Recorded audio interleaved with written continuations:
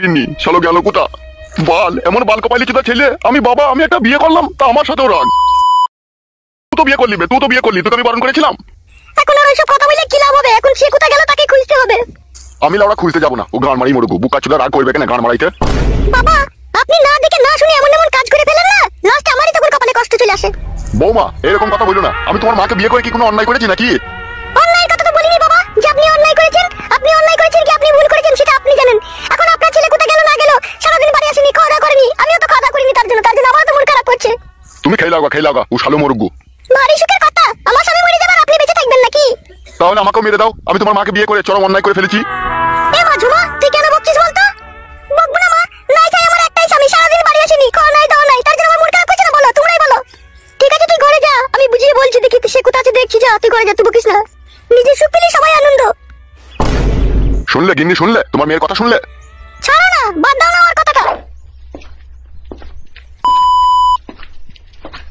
কি গো কাকা মারা নতুন বিয়ে করলে কোনো লাড্ডু ফাড্ডু তো পেলাম না।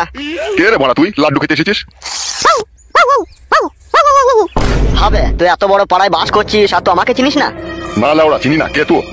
সিগন্যাল দিলাম তাও বুঝতে পারলি না কাকা? না বুদা বুঝতে পারিনি কে তুই? পাড়ার লোকে আমাকে ভালোবেসে কালো কুকুর বলে ডাকেবে। হ্যাঁ গো গিন্নি এ লাউড়া চোদা পাগলা চোদার মারাটা কোথা থেকে এলো গো?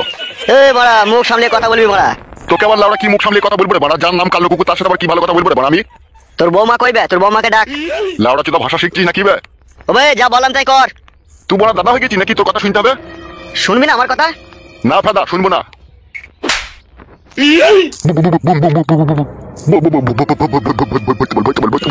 ভাই ফাদা কপালি কি দা ভরবো কি বে? ভুলে গেছে ক্ষমা চাইছি বাপ বললে ভরে তো লুবইবে বোকা চুদা ভালো করে নামটা শুনিলে। এই বুমটার নাম হচ্ছে গ্রেনাইট বুঝতে পেরেছিস তো? একবার যদি তোর পুঁদে ভরে যদি একবার চাবিটা টেনে দি না তোর পুঁটকিতে চিরিক করে আগুন জ্বলে যাবে।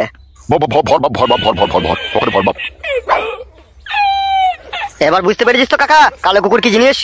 বুঝেছি বুঝতে পেরেছি বাপ শোনা আমার বুঝতে পেরেছি বাপ। এবার তোর বৌমাকে একবার ডাক। বৌমা ও বৌমা একবার এদিকে এসো। কি বলছো কি বলো? আরে আমি ডাকলাম গো বৌদি। তুমি ডাকলে কেন? এই না বৌদি একটু নিচে নেমে এসে এটা নিয়ে যাও। কি আছে ওটাতে? সেরকম কিছু নাই বৌদি তোমার একটা ভিসিয়ার হাফ জাঙ্গিয়া আর একটা শাড়ি। এটা আমাকে কিসের জন্য দিচ্ছ তোমরা? আরে বৌদি সেরকম কিছু নয় নাও ধরো আমাদের ক্লাব থেকে তুমি পাড়াতে নতুন এসেছো বৌদি হও তাই এটা তোমাদেরকে গিফট করলাম। তাই নাকি তোমাদের ক্লাবে এই নিয়মও আছে পাড়াতে নতুন বউ দিলে তাকে শাড়ি কাপড় গিফট করতে হয়? হ্যাঁ তা নিয়ম থাকবে না? এই কালো কুকুর এই পাড়ার ডন এই কালো কুকুর যা বলবে তাই হবে। কে কালো কুকুর? আরে আমারই নাম আমাকেই লোকে ভালোবেসে কালো কুকুর বলে ডাকে। ও তাই নাকি? হ্যাঁ নাও ধরো যাও বৌদি ঘরে নিয়ে গিয়ে রাখো গা কখনো মাঝে সাঝে আসবো একটু লাল চা খেয়ে যাবো বুঝতে পেরেছো বৌদি? ঠিক আছে ভাই কোনো অসুবিধা নেই। বাবা ও বাবা। হ্যাঁ বলো বৌমা। বলছি বাবা এই পাড়ার ক্লাবের ছেলেগুলো তো খুব ভালো নিয়ম নীতিও ভালো নতুন পাড়াতে বউ এলে আবার বলছে শাড়ি চুড়ি গিফট করে।